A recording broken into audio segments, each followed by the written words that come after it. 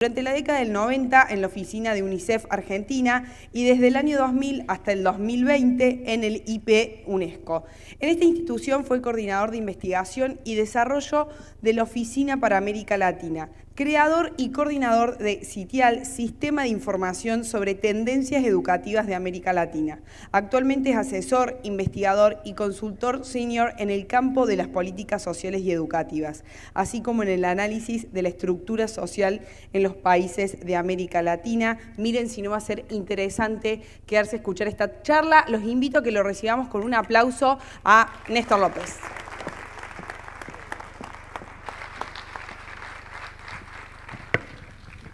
Hola, buenas tardes, ¿cómo les va?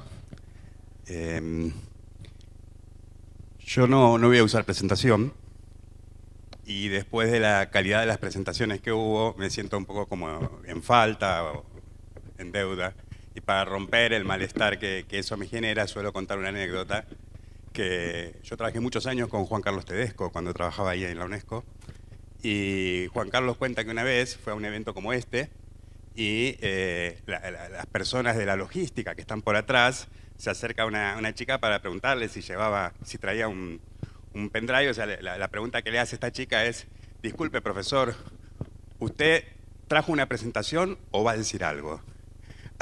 A lo cual Tedesco le contestó: voy a decir algo. Entonces, a riesgo de quedar antipático con las 6 presentaciones que hubo anterior, voy a tratar de decir algo. Me encuentro con la sorpresa de una escenografía. Yo traigo la computadora. No era mi intención darlo sentado, pero voy a tener que sentarme para poder usar la computadora. Y armé una narrativa para compartir con ustedes que cuando la terminé también me sorprendió en 2 puntos. La primera es que vamos a terminar hablando un poquito de filosofía política. Y la segunda es que vamos a terminar hablando de filosofía política un sábado a la tarde, lo cual espero que lo logremos. Pero bueno, mi intención es compartir algunas reflexiones, básicamente 3 ideas quiero compartir con ustedes, en relación a cómo pensar la inclusión educativa o una educación inclusiva. Ayer tuve la oportunidad de participar y acompañar una reunión de gabinete que hubo en el ministerio con todas las áreas de educación, justamente donde se iba a conversar este tema, y uno de los participantes dijo lúcidamente: qué lástima que tengamos que hablar de educación inclusiva y no solamente de educación. O sea, claramente está faltando algo en la educación que la tenemos que complementar con ese adjetivo para saber de qué estamos hablando, porque la educación tiene que ser inclusiva. Tenemos que llegar al momento en que nos olvidemos de eso y que por naturaleza sepamos que nuestra educación es inclusiva. Para poder pensar de qué hablamos cuando hablamos de educación inclusiva, es necesario hacer un poco de historia, cosa que me inhibe luego de la presentación de recién, pero tenemos que tratar de pensar la idea de que la escuela nace, como lo comentaba Celeste, ligado al surgimiento de los Estados-nación, fines del siglo XIX, comienzos del siglo XX, y en realidad nace asociada a una preocupación central que había en ese momento. Era un momento fundacional, era un momento de fundación de una nación, era un momento de generar un proyecto de país, de llevar adelante un proyecto de país, y surgía la pregunta de cuál es el sujeto que necesitamos que habite estos territorios y que materialice, que haga posible ese proyecto.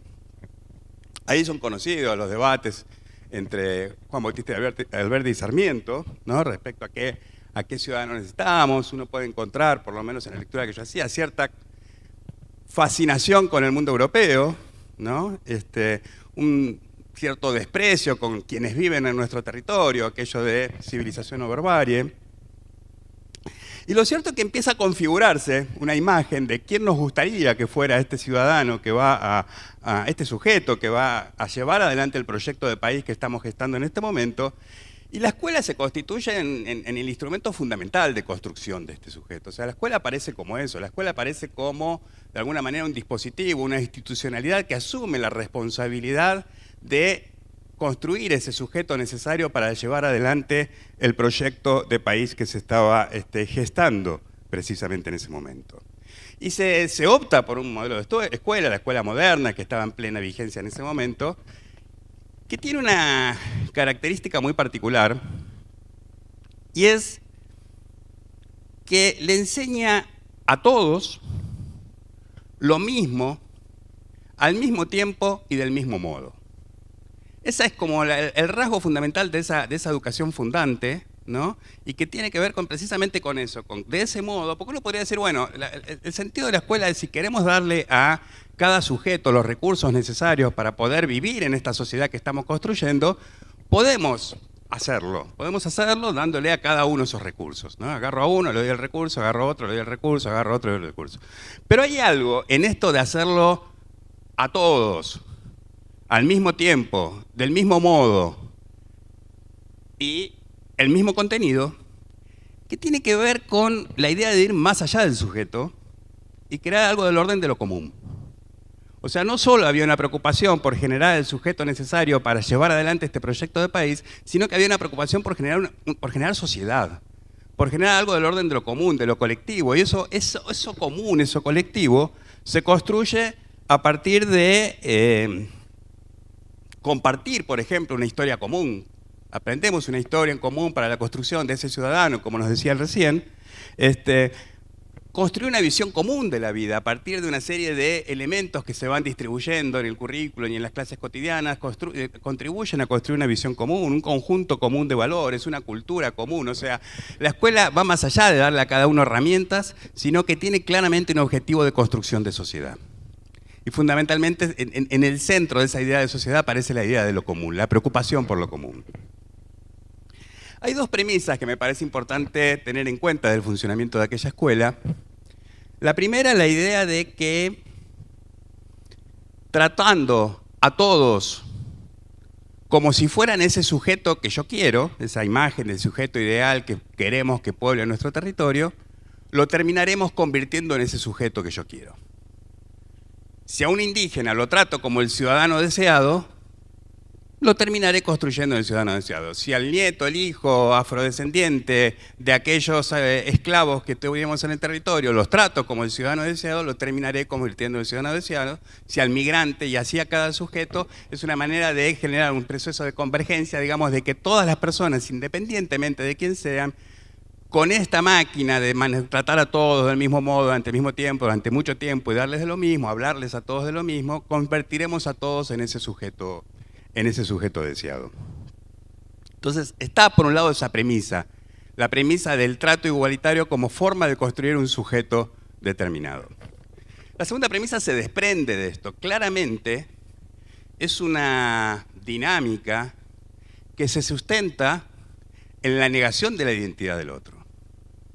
O sea, justamente lo que yo estoy haciendo es borrando identidades. Es algo así como, no está escrito, pero uno podría decir que la escuela, que el director, que el docente, que el directivo, en aquel momento, en esa escuela fundacional, mira al estudiante y le dice, mira, la verdad no me importa quién sos, lo que me importa es en quién te quiero convertir.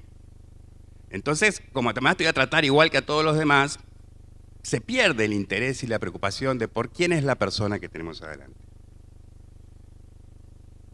¿Por qué empiezo por acá?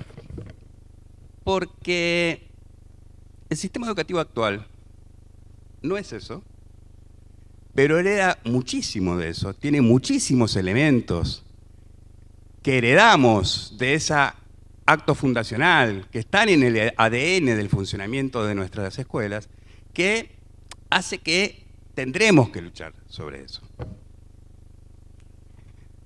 Pero por otro lado, aún sabiendo que nuestras escuelas hoy no necesariamente son esos, y por otro lado, sabiendo que se están haciendo tremendos esfuerzos por alejarnos de esa imagen de escuela, muchas de las representaciones respecto a la educación que tenemos en la cabeza a la hora de valorar o de analizar los cambios que se proponen, están absolutamente atados a aquella imagen de escuela. Y desde esa perspectiva es habitual que cualquier intento de cambio sea visto, en la medida que se aleja de aquella imagen inicial, sea visto como el deterioro de la educación. Estamos destruyendo la educación porque nos estamos alejando de esa educación histórica, de aquella buena educación que caracterizó a nuestro país. Ese modelo obviamente se fue desgranando, se fue fue mostrando sus limitaciones. Yo creo que hay dos crisis que tuvo ese modelo y que merecen ser destacadas. La primera crisis es de carácter operativo, que fue que mostró que no era efectivo, que no todos los chicos terminaban yendo a la escuela, que no todos los chicos terminaban teniendo trayectorias educativas, o sea, que tenía un componente de expulsión muy fuerte. Entonces, fueron las familias de las personas con discapacidad las primeras en buscar una solución alternativa. Las personas con discapacidad no tienen cabida en un modelo de esas características, entonces fueron esas personas las primeras en buscar una alternativa, que es la creación primero de las escuelas para ciegos, para sordos, pero después en el concepto de la educación especial, que es crear un circuito por fuera, pero que por lo menos esas familias tienen ya, esos chicos ya tienen una educación, ¿no? O sea, solucionamos parcialmente un problema. El segundo ejemplo que hay, que tiene una especie de correlación temporal, es el de las comunidades indígenas. Las comunidades indígenas claramente quedan afuera fundamentalmente por la cuestión lingüística. Entonces aparece, a partir de las reivindicaciones que se empiezan a dar de los pueblos indígenas y demás, la educación intercultural bilingüe, que también es una solución. Decimos, bueno, tenemos un sistema educativo rígido, excluyente, ya estamos, por un lado, generando una solución para las personas con discapacidad, generemos ahora también una solución para los pueblos indígenas. Y después aparece, más cerca de los años 90, la preocupación por otro sector de la sociedad que no estaba pudiendo ir a la escuela, que es el de las familias pobres. Frente a las familias pobres, la solución que se busca son lo que se llaman los programas socioeducativos, el plan social educativo de los años 90, que fue emblemático y fundante de esa línea de trabajo, que era, bueno, empecemos a buscar una solución para los sectores pobres. Entonces, así es como vemos, tres tipos, hay algunos más, pero hay como tres tipos de soluciones que mostraron alguna efectividad, porque efectivamente permitieron que esos sectores pudieran estar en la escuela, pero resolvieron los efectos de un problema estructural del sistema sin modificar ese problema estructural, digamos, o si por lo menos postergando la discusión respecto a las características del sistema que hacen que hayan esos efectos exclusores, expulsores de tantos grupos poblacionales. Se me apagó la máquina, qué lástima. No, acá la recuperamos. Entonces, tenemos ahí una primera crisis, que es una crisis de carácter operativo, concreto, clásico, o sea, típico. O sea, este esquema mostró sus limitaciones, hay que ponerle parches, pero esos parches permitieron que el modelo sobreviva. La segunda crisis ya es más de carácter ético, digamos, es más profundo, que tiene que ver precisamente con la pérdida de legitimidad de prácticas institucionales o estatales basadas en la negación de la identidad. Ya no va más, no hay lugar para eso, y eso se manifestó a partir del surgimiento de el sujeto en el debate público, el surgimiento de las identidades como tema de discusión, el surgimiento, el paso del silencio, de la invisibilidad al orgullo, todo un montón de cambios que se han ido dando donde aparece el tema de la identidad como un elemento central, y frente a eso, el movimiento y esa transformación cultural que se empezó con los movimientos de las mujeres, con los movimientos de los afros y con todo eso, que después se fue universalizando a una reivindicación general de la identidad y del ser como uno es, que ya no es sostenible una práctica institucional que me diga, no me importa quién soy, yo con vos sé lo que quiero hacer. Y ahí es donde se termina de desarmar, por lo cual digo, lo que queda son ecos, son inercias. Celeste utilizó una de las palabras más lindas que creó la sociología, que es hábitus, ¿no? Que es esto de una historia hecha cuerpo que nos hace actuar y reproducir algo que lo tenemos ya convertido, lo tenemos en nosotros, en nuestro hábito, nos excede. Somos portadores de esa historia y la reproducimos, ¿no? Entonces, hay una historia, hay señales de que se empezaba a romper, hay una declaración final de muerte que tiene que ver con la irrupción del sujeto, y ahí es ahí donde empieza a aparecer este tema de qué estamos hablando cuando hablamos de educación inclusiva. Es ahí donde se empiezan a dar las condiciones, es ahí donde se empieza a dar una transformación del sistema educativo que nos lleva hacia una educación inclusiva. Una escuela en que se suele decir como como metáfora que es potente, que tiene sus limitaciones, que tiene sus críticas, pero que me parece que como primera impresión es una imagen muy potente, que una escuela inclusiva es una escuela, es un modelo que deja de ser una escuela rígida frente a la cual los estudiantes tienen que hacer un tremendo esfuerzo de adaptación y de adecuación para poder tener una trayectoria educativa exitosa, y se convierte en una escuela flexible que tiene la capacidad de adecuarse la escuela a las particularidades de cada estudiante para garantizarle a ese estudiante una trayectoria exitosa.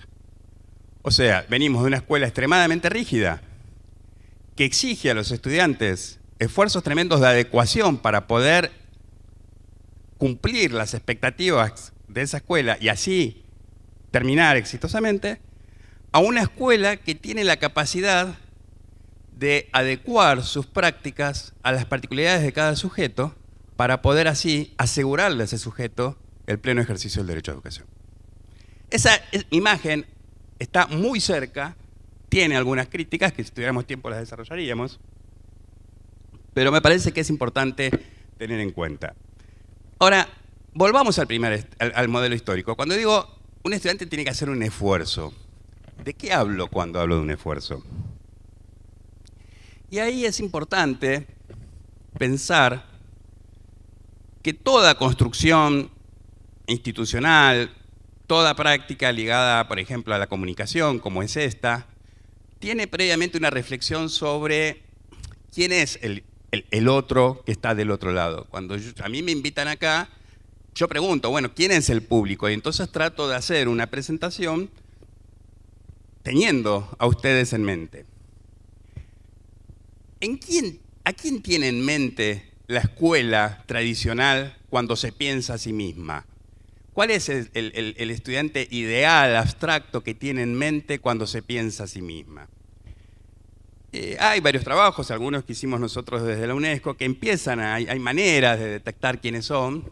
Hay un párrafo muy lindo que yo suelo leer, pero que no lo traje ahora por un tema de tiempo, que emerge de... por ejemplo, cuando uno habla con docentes, suele ocurrir que si uno le pide a un docente que caracterice a un alumno específico, háblame de tal alumno, es muy probable que hable por la negativa. Dice, no, el problema de ese chico es que no tiene apoyo familiar.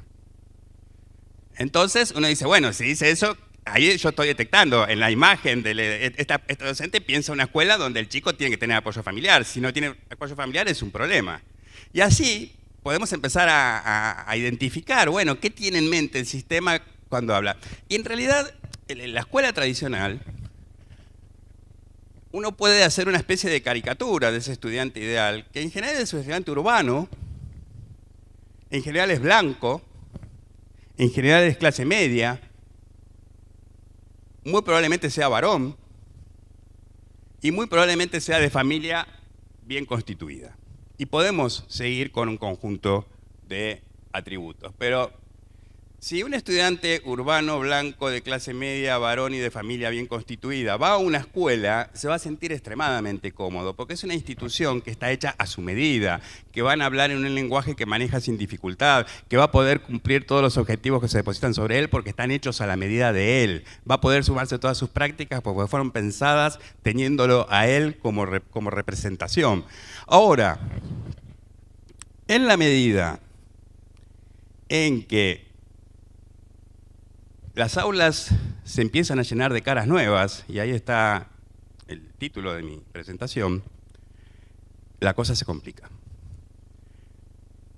Cuanto más se aleja ese estudiante de ser urbano, más dificultades va a tener.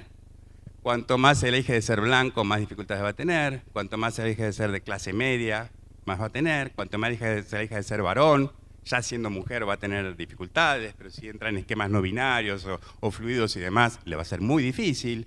Y la única estrategia que le queda a ellos que se alejan, a todas esas caras nuevas que se alejan, es tratar de mimetizarse, tratar de actuar el personaje que no es. Y ahí está el esfuerzo. A alguno le sale y por ahí engaña un tiempito, pero a la larga se cae. Y a otros más o menos por ahí lo logra. Pero la escuela funcionó históricamente y sigue funcionando, apelando a un tremendo esfuerzo de cada estudiante de tratar de parecerse lo más posible a aquel para el que fue pensada la institución a la que asiste. Una escuela inclusiva es precisamente una escuela que tiene la capacidad de identificar los mecanismos a través de los cuales vamos empujando día a día a esas caras diferentes, a esas caras nuevas, hacia afuera. Es la que tiene la capacidad de reflexionar sobre eso y de tratar de visibilizar esos mecanismos cotidianos de expulsión. A mí me gusta mucho usar un ejemplo, que me lo han cuestionado alguna vez, pero tengo que agregar una partecita en el ejemplo para que no me lo cuestionen. Estamos habituados a dar tareas para el hogar. Y agrego, para que no me lo cuestionen, es necesario dar tareas para el hogar. Pero la tarea para el hogar presupone una serie de cosas. La tarea del hogar presupone un tiempo, un espacio, una serie de condiciones para que este joven, este niño, esta niña en la casa pueda hacer la tarea y al día siguiente volver con la tarea hecha. Y cuando no lo tiene, al día siguiente vuelve sin la tarea. Y si eso pasa 2 o 3 veces seguidas, ya va a empezar a tener una mala nota, no va a poder aprobar algo. Y si eso se permanece, ya lo terminamos perdiendo a ese estudiante. Y lo terminamos perdiendo por una práctica que tenemos absolutamente naturalizada, que sabemos que es necesaria, pero que tenemos que también ser conscientes que en esas prácticas cotidianas naturalizadas estamos permanentemente empujando a alguien afuera. Una escuela inclusiva es la que tiene la capacidad de detectar eso. A mí me gusta que hoy, creo que todas las presentaciones apelaron a la idea de curiosidad. Y a mí me gusta decir que una escuela inclusiva tiene como motor central la curiosidad. Yo creo que yo soy sociólogo, no soy pedagogo, pero me gusta interpelar a los pedagogos diciendo tenemos que crear una pedagogía de la curiosidad, que es una pedagogía basada en la curiosidad por saber quién es esa persona que tengo adelante y cómo puedo a esa persona enseñarle lo que le quiero enseñar.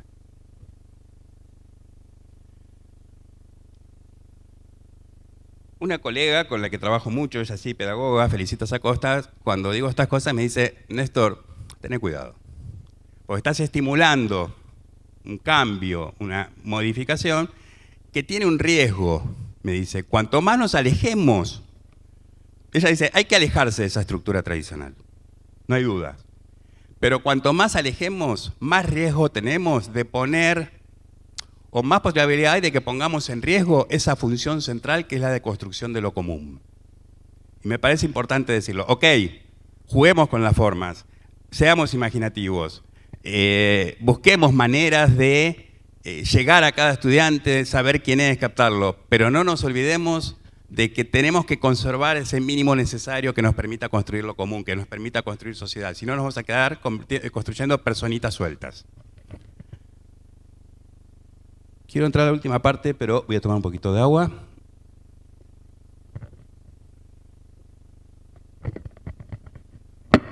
Viene la parte de filosofía política.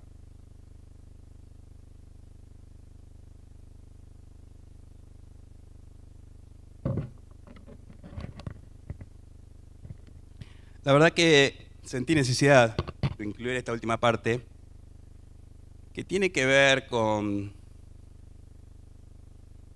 darle legitimidad a una educación inclusiva. Hay un economista que se llama Amartya Sen.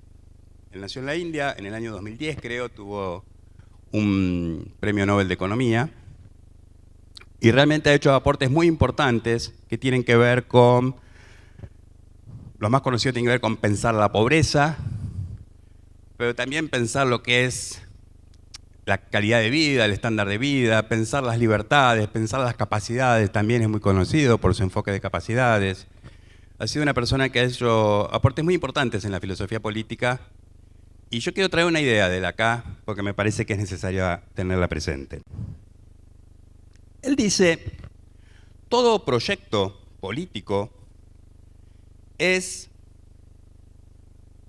un proyecto basado en un horizonte de igualdad. Dice, todo proyecto político busca la igualdad. El debate político no es entre los que están a favor de la igualdad y en contra de la igualdad. Todo proyecto político, cualquiera sea, y que tiene legitimidad en nuestra sociedad, tiene un horizonte de igualdad como ordenador. Y él dice, ¿y entonces qué se discute si no es discutir igualdad versus no igualdad? Dice, lo que se discute es ¿qué igualdad queremos? Hay un capítulo de ese libro que se llama precisamente ¿Igualdad de qué? Y ahí él dice, hay proyectos que tienen como horizonte, por ejemplo, la igualdad en la calidad de vida. Puede tener como horizonte la igualdad en el pleno ejercicio de los derechos. Puede tener como horizonte la igualdad en el ejercicio de la libertad. O puede tener como horizonte la igualdad ante la ley. U otros. Y Amartya Sen dice, el debate político es entonces entre esos modelos de sociedad estructuradas alrededor que tienen como objetivo la igualdad en la calidad de vida, la igualdad en el ejercicio de los derechos, que son igualdades diferentes. Y él dice, pero ¿por qué hay que pelear entre esas igualdades? ¿Por qué no convergen? ¿Por qué la igualdad ante la ley no se traduce automáticamente en la igualdad en el ejercicio de las libertades, que no se traduce automáticamente en igualdad en el ejercicio de los derechos, que no se traduce automáticamente en igualdad en la calidad de vida? ¿Por qué pasa eso? Y Amartya Sen dice, pasa eso porque todos somos distintos. Y pone un ejemplo. Tomamos dos personas de aquí y a esas dos personas le damos exactamente el mismo ingreso. Después miramos y vemos que esas personas tienen una calidad de vida diferente, independientemente, supongamos que nos pusimos de acuerdo cómo medir calidad de vida. Nos pusimos de acuerdo, vamos y vamos a ver que a igualdad de ingreso van a tener calidad de vida diferente. Ahora, si nosotros quisiéramos que tuvieran igualdad en la calidad de vida, ¿por qué pasa eso? Porque son dos personas diferentes, porque tienen tradiciones diferentes, porque piensan en el mundo de otro modo, porque aprendieron cosas distintas, porque les gusta que sea de otra manera. Todo eso lleva a que no van a encajar exactamente el mismo resultado, va a ser diferente. Ahora, si quisiéramos que esas dos personas tengan la misma calidad de vida, tendríamos que darles ingresos diferentes. ¿Me siguen? A pesar de ser sábado de la tarde. Bien, entonces, ahí nos dice Amartya Sen, observen ustedes, o tenemos iguales ingresos y eso es calidad de vida diferente, o tenemos igual calidad de vida, pero eso es ingresos diferentes. Claramente, hay que elegir. Y él dice,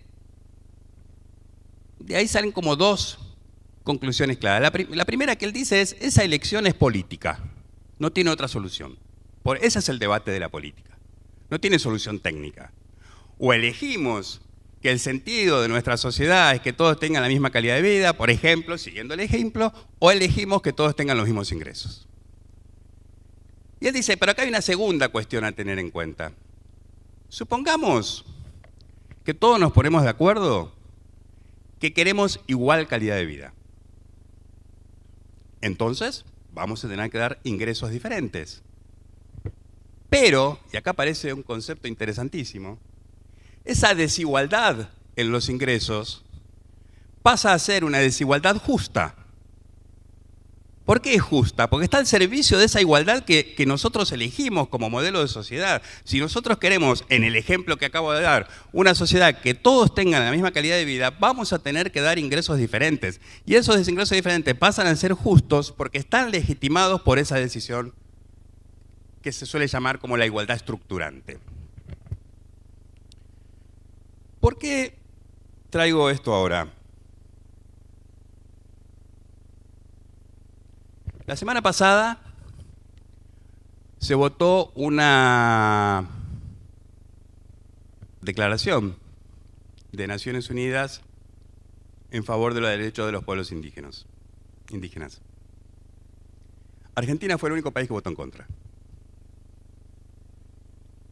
En la misma Asamblea General se votó una declaración sobre la prevención de la violencia hacia niñas y mujeres. Argentina es el único país que votó en contra. Esta semana, en Río de Janeiro, en la cumbre del G20, el presidente de la Nación manifestó su desacuerdo en promover un impuesto a los ricos más ricos del mundo. El argumento que hay detrás de esos tres posicionamientos es el mismo, y es que dar un trato diferente a los indígenas, en el primer caso, dar un trato diferente a las mujeres en el segundo, o dar un trato diferente a los ricos en el tercero, es romper el principio de igualdad ante la ley. Entonces, lo que estamos viendo acá es algo que nos dice Amartya Sen. Ahí hay una igualdad que se tomó como igualdad estructurante. Hay una opción, la igualdad ante la ley. Y frente a la igualdad ante la ley, adquieren legitimidad y aparecerían, si uno toma ese posicionamiento, como desigualdades justas, las desigualdades que resultan de esa decisión, como con los pueblos indígenas, con las mujeres o entre ricos y pobres. Y a mí me parece importante traer esto porque desde esta perspectiva, si elegimos como igualdad estructurante del funcionamiento de nuestra sociedad la igualdad ante la ley, la educación inclusiva no es posible. La educación en una sociedad desigual como la que tenemos nosotros, si tratamos a todos por igual, lo que vamos a hacer es reproducir esas desigualdades. Frente a la desigualdad, lo que necesitamos es redistribución. Si una sociedad diversa, heterogénea como la nuestra, tratamos a todos por igual, lo que vamos a hacer es generar formas distintas de discriminación que se terminan traduciendo en nuevas formas de desigualdad. Frente a la diversidad, lo que necesitamos es reconocimiento. Las palabras redistribución y reconocimiento son dos categorías centrales, son dos de los tres pilares de la teoría de la justicia social de Nancy Fraser. La tercera es la representación, perdón. Entonces, ¿cuál es la igualdad estructurante que está detrás de un proyecto de educación inclusiva? Desde comienzos de este siglo, y eso yo lo seguí muy de cerca cuando estaba en la UNESCO, en todos los países de América Latina se fueron dando un conjunto de transformaciones en los marcos normativos, en las leyes generales de educación, hubo un montón de reformas que terminaron poniendo como eje estructurante de la educación y de un proyecto de educación inclusiva, como igualdad a la que queremos llegar, es la igualdad en el ejercicio del derecho a la educación. Queremos que todas las niñas, los niños, los adolescentes, que todas las personas, independientemente de su origen social, independientemente de quiénes sean y de dónde provienen y demás, puedan ejercer plenamente el derecho a la educación. Y eso significa acceder a la escuela, permanecer en ella hasta completar como mínimo el ciclo obligatorio, o sea, esos 14 años de obligatoriedad, y además aprender todo lo que tienen que aprender en una escuela. La igualdad deseada es esa. Es ese el motivo, la razón de ser de la acción política, de la acción estatal tiene que ser asegurar a cada uno y cada uno de nosotros como agentes públicos o como agentes participantes de ese sistema, nuestra misión es ser agentes garantes de ese derecho. La igualdad estructurante es la igualdad en el ejercicio del derecho a la educación. Y para lograr esa igualdad, seguramente habrá que dar más a quienes menos tienen, tal vez a las familias con más dinero, se les pedirá que hagan un aporte para las familias con menos, para que todos puedan llegar. Se hará un esfuerzo para erradicar toda forma de discriminación, ¿no? Promoviendo acciones reparadoras y acciones de acción positiva para erradicar todas las históricas discriminaciones que afectaron a los sectores más postergados. Y obviamente estas desigualdades necesarias para lograr la igualdad estructurante son desigualdades justas que conllevan, además, una desigualdad frente al ejercicio de ciertas libertades, por ejemplo, la obligatoriedad escolar, atenta contra la libertad de los padres de decidir si quieren que sus hijos vayan a la escuela o no. Y también atentan contra ese principio de igualdad, de trato igualitario ante la ley, porque a algunos se les va a dar más que a otros, porque es esa la manera que tenemos de llegar a la igualdad en el ejercicio del derecho a educación. Lo que le da legitimidad a la educación inclusiva, lo que le da legitimidad a esas desigualdades que estamos promoviendo, es, como dije recién, son básicamente dos. Por un lado, es esto que acabo de decir.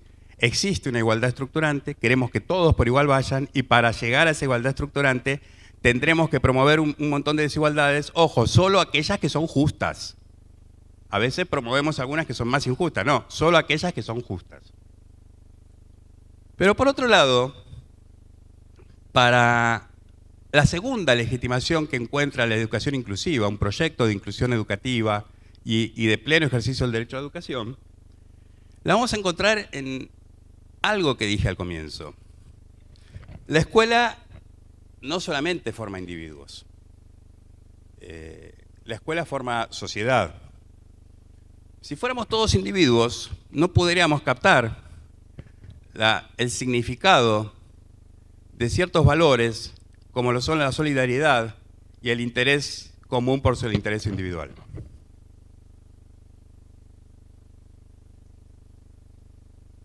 Las desigualdades necesarias para promover una educación inclusiva, así como toda acción afirmativa en favor de las mujeres, las diversidades, de los pueblos indígenas y cada una de las caras nuevas que tenemos hoy en las aulas, adquieren legitimidad desde dos valores que se derivan de lo colectivo, desde lo común y del nosotros: la solidaridad y el interés común sobre lo individual. Gracias.